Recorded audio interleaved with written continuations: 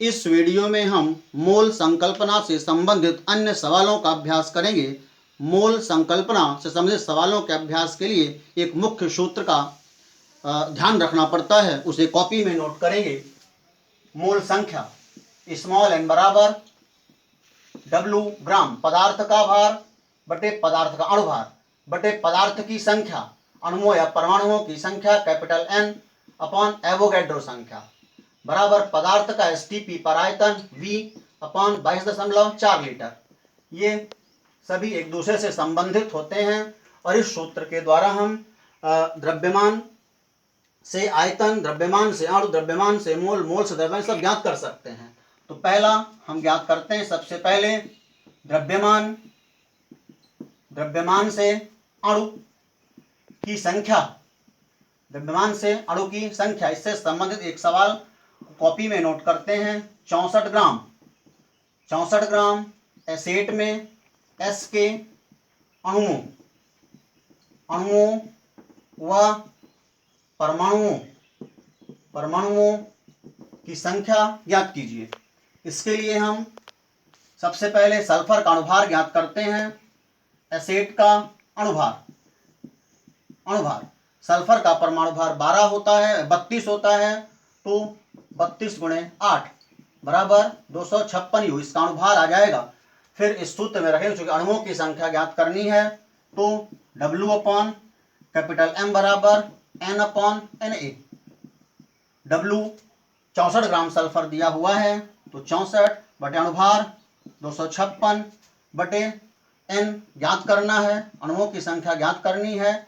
Na का मान 6.022 into 10 की पावर 23 होता है, तो बराबर N बराबर 6.022 इंटू 10 की पावर 23 इंटू 64 बटे 256, 64 चौको 256, ऐसे काटेंगे तो 1.506 इंटू 10 की पावर 23 अणु। तो जो अणुओं की संख्या है, अणुओं की संख्या आ गई इतनी। अब परमाणुओं की संख्या ज्ञात करना है, तो परमाणुओं की संख्या, परमाणुओं की संख्या ज्ञात करने के लिए, चूंकि सल्फर के एक अणु में 8 परमाणु होते हैं, तो 8 गुणे 1.506 इंटू 10 की पावर 23 बराबर 1.2048 इंटू 10 की पावर 24 परमाणु।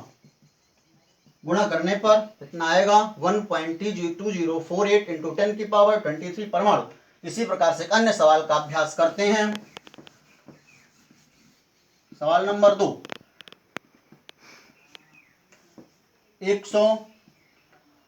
62 ग्राम, 62 ग्राम P4 में P के अणुओं, अणुओं व परमाणुओं, अणुओं व परमाणुओं की संख्या ज्ञात कीजिए। इस सवाल के अभ्यास के लिए इसे भी उसी प्रकार से लगाते हैं। सबसे पहले फास्फोरस का अणुभार ज्ञात करते हैं। P4 का अणुभार, P4 का अणुभार, एक फास्फोरस का परमाणु भार 31 होता है। फास्फोरस के अणु में 4 परमाणु होते हैं, 31 गुणे 4 बराबर 124 यू। तो फास्फोरस का अणुभार आ गया 124 यू।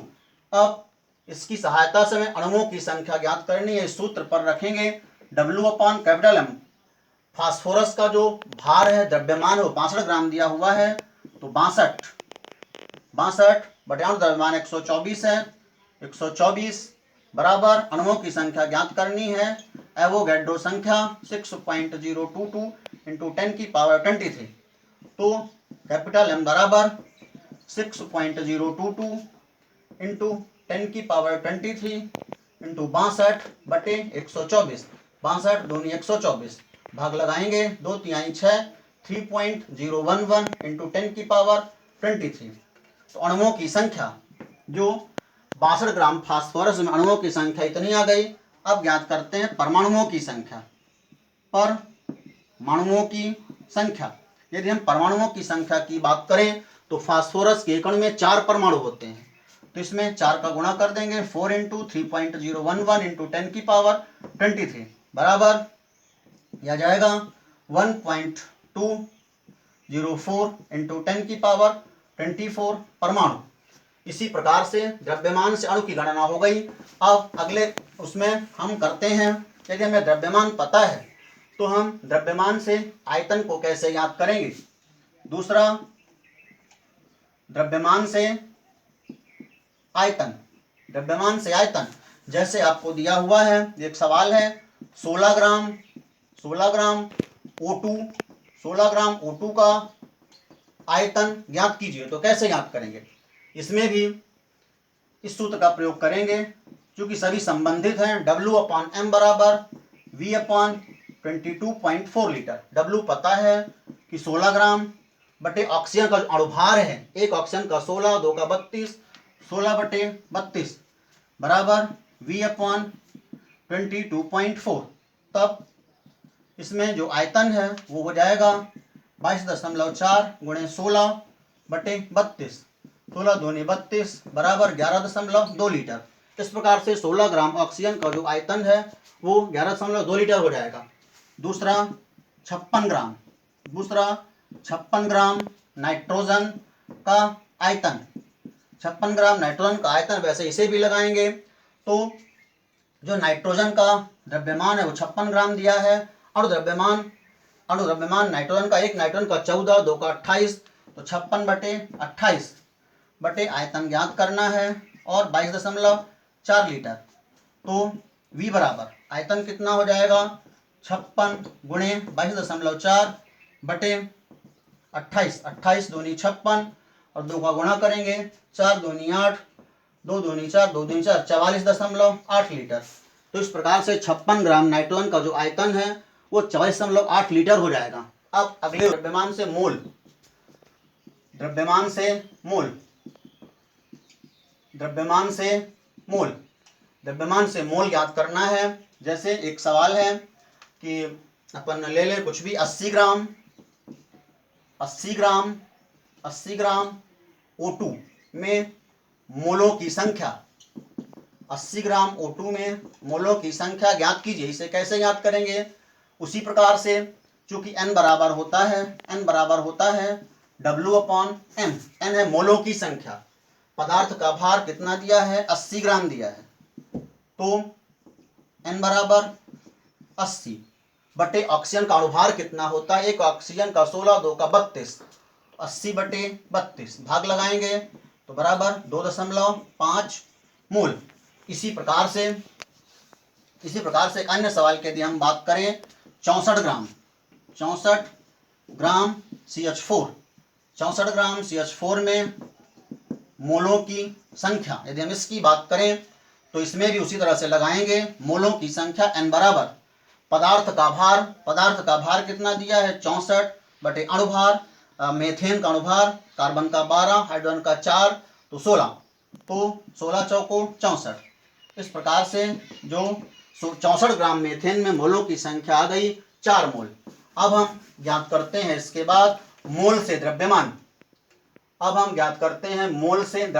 यदि हमें पता हो चौथे स्टेप पे मोल से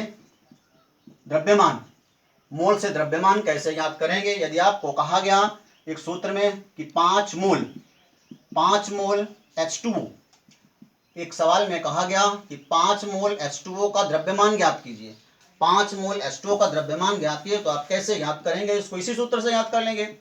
n बराबर होता है W/M। यहाँ पर आपको मोल दिया हुआ है, मोल 5 और पदार्थ का भार नहीं दिया है पर अणुभार तो पता है। मोल से द्रव्यमान ज्ञात करना है तो W आपको नहीं दिया है पर अणुभार आप जानते हैं कि जल का अणुभार जो है वो 18 होता है, 16, 2, 18, तो आप W द्रव्यमान ज्ञात कर लेंगे, 18 गुणे 5 बराबर 90।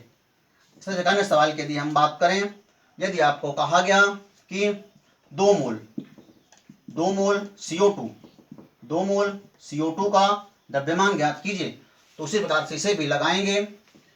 n बराबर 2 आपको पता है कि 2 मोल CO2 है, तो 2 बराबर W आपको ज्ञात करना है और CO2 का द्रव्यमान होता है 44, तो W बराबर होता है, हो जाएगा 44 गुणे 2, 44 गुणे 2 बराबर 88 मोल। तो इस प्रकार से 2 मोल CO2 का 88 ग्राम, सॉरी 88 ग्राम। इसी प्रकार से यहाँ पे द्रव्यमान है 90 ग्राम। तो इस प्रकार से 5 मोल H2O का द्रव्यमान आ जाएगा 90 ग्राम और 2 मोल CO2 का द्रव्यमान आ जाएगा 88 ग्राम। इसी तरह से अन्य सवालों का आप अभ्यास करेंगे। धन्यवाद।